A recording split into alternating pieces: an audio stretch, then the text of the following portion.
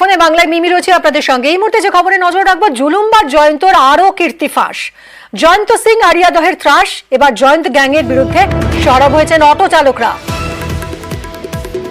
সুবীর আমাদের প্রতিনিধির সঙ্গে কথা বলবো। সুবীর, অটো চালকদের এবার কি অভিযোগ? নতুন করে জয়ন্ত সিং আবার কি কীর্তি করলেন?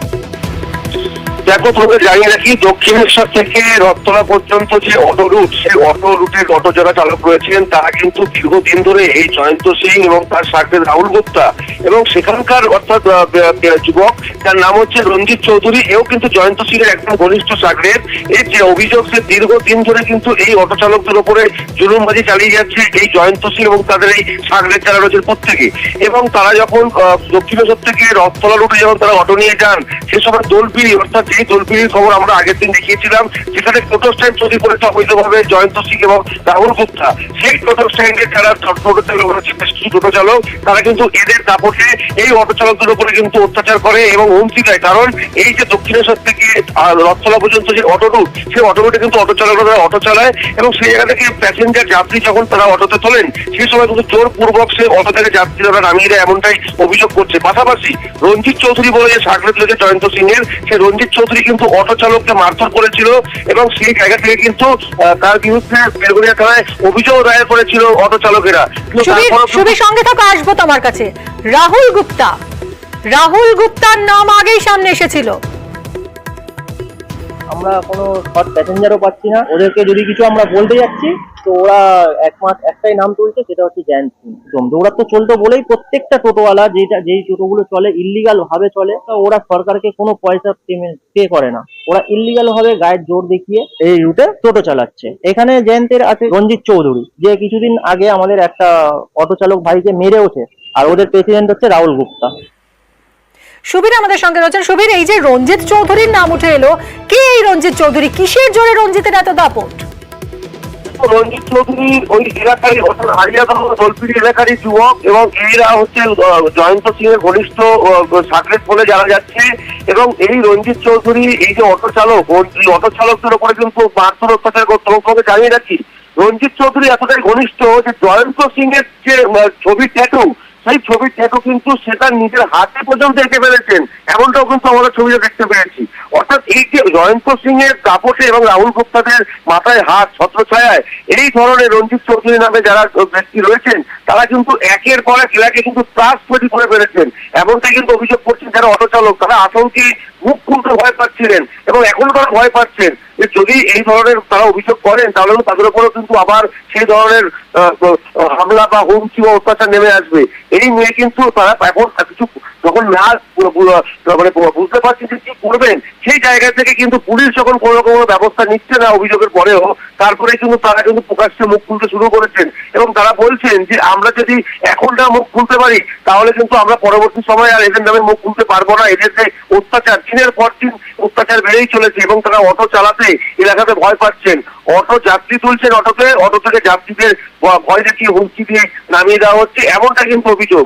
এবং এই রঞ্জিত চৌধুরী যে সাগরে রয়েছে, এ কিন্তু এই অটো চালককে মারধর করে এবং মারধর করার পরে যখন রঞ্জিত চৌধুরীর বেলগড়িয়া থানায় অভিযোগ দায়ের করা হয়, তারপরে কিন্তু পুলিশ প্রশাসন কোনো ব্যবস্থা নেয়নি। তাতেই কিন্তু আতঙ্কিত। এবং এই খবর যখন আমরা করি, তারপর থেকে কিন্তু রঞ্জিত চৌধুরী এলাকা থেকে পলাতক রয়েছেন। তার সাথে আমরা ফোনে যোগাযোগ করার চেষ্টা করেছিলাম, কিন্তু সে নিজে ফোন না ধরে অন্য এক ব্যক্তিকে দিয়ে কিন্তু সে ফোন ধরিয়েছে এবং সে আমাদেরকে জানিয়েছে যে রঞ্জিত চৌধুরী এই মুহূর্তে এলাকায় নেই, তিনি কিন্তু এলাকার বাইরে রয়েছে। ধন্যবাদ সুবীর। আদ্যাপীঠ রথতলায় টোটো স্ট্যান্ডার রয়েছে, যার মাথা হচ্ছে জয়ন্ত সিং। ওই স্ট্যান্ডের প্রেসিডেন্ট হচ্ছে রাহুল গুপ্তা, যাদের মধ্যে দিয়ে টোটো স্ট্যান্ডরা আমাদের উপর অত্যাচার চালানো হয়, প্যাসেঞ্জার গুলোকে নামিয়ে দেওয়া হয়, জোর জুলুম করা হয়। আমাদের রুটের একজন গাড়ি চালক প্যাসেঞ্জার তুলছিল, ওকে আটকে ওকে ধাক্কি এবং মারধর করা হয়। পুলিশে আমরা রিপোর্ট করেছিলাম, তো রিপোর্টের কোনো কাজ সেরকম ভাবে হয়নি। এই ঘটনায় যে মেন অভিযুক্ত রঞ্জিত চৌধুরী, সে এখনো অধরাই ঘুরে বেড়াচ্ছে। সবাই প্রচন্ড আতঙ্কিত। এবার আরো এক নতুন কীর্তি জুলুমবাজ জয়ন্তর সামনে এসছে। জয়ন্ত গ্যাংয়ের বিরুদ্ধে সরব হয়েছেন এবার অটো চালকরা। দক্ষিণেশ্বরের অটো স্ট্যান্ডে জুলুমবাজের অভিযোগ। আরিয়াদহের দোলপিড়িতে জয়ন্তর টোটো স্ট্যান্ড রয়েছে, আর এই জয়ন্ত সিং এর টোটো স্ট্যান্ডের মুনাফা বাড়ানোর জন্য দিনের পর দিন অটো চালকদের উপর জুলুম চলছে। আর এখানেই নাম উঠে এসেছে জয়ন্ত ঘনিষ্ঠ রাহুল গুপ্তা এবং রঞ্জিত চৌধুরীর।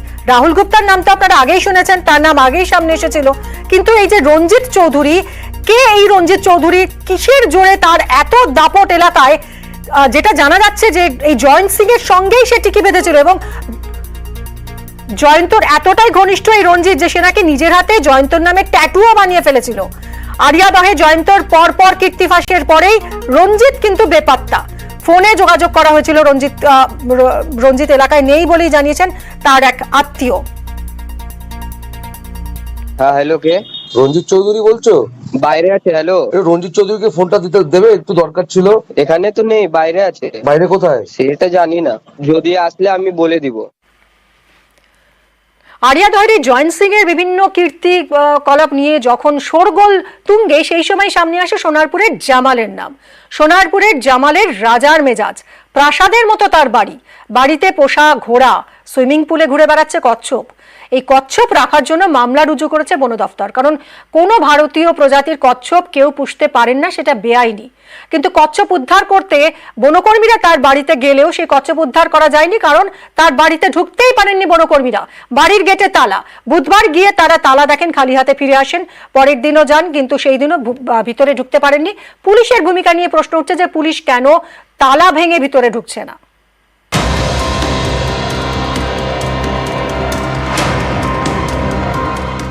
জামাল সর্দার সোনারপুরে প্রত্যন্ত গ্রামের মধ্যে তার প্রাসাদের মতো বাড়ি।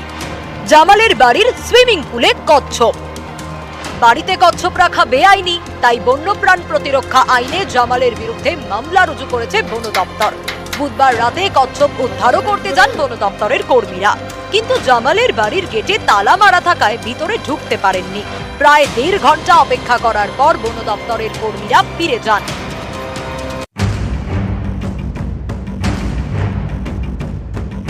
বৃহস্পতিবার সকালে ফের জামালের বাড়ি যান বন দপ্তরের কর্মীরা, পুলিশকে সঙ্গে নিয়ে যান, কিন্তু এদিন সকালেও খালি হাতে ফিরতে হয়, কারণ গেটে তালা। এই জামালের বিরুদ্ধে চাঞ্চল্যকর সব অভিযোগ উঠেছে। প্রতাপনগরের সাঙ্গুরে জামালের এই বিশাল বাড়িতেই নাকি বসে সালিশি সভা, সেখানে চলে তাণ্ডব। সম্প্রতি এক মহিলাকে শিকল দিয়ে বেঁধে মারধর করা হয় বলেও অভিযোগ ওঠে। পারিবারিক ব্যাপারে একটা ঝগড়া হয়েছিল, ও বিচার করবো বলে আমাদেরকে ডাকে। জামাল সর্দার তৃণমূলের একটা কর্মী ছিল, বিচার করবে বলে ডেকে আমাকে শিকল দিয়ে বেঁধে অতিরিক্তভাবে আমাকে মারধর করে।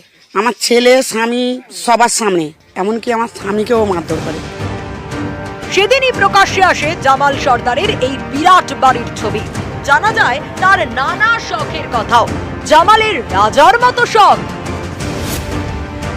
গ্রামে প্রায় 1 বিঘা জমির উপর জামালের প্রাসাদ। বাড়ির ভিতর প্রায় 500 মিটার লম্বা সুসজ্জিত লন। 4 কাজের লোক। ঘোড়াও পোষেন জামাল সর্দার।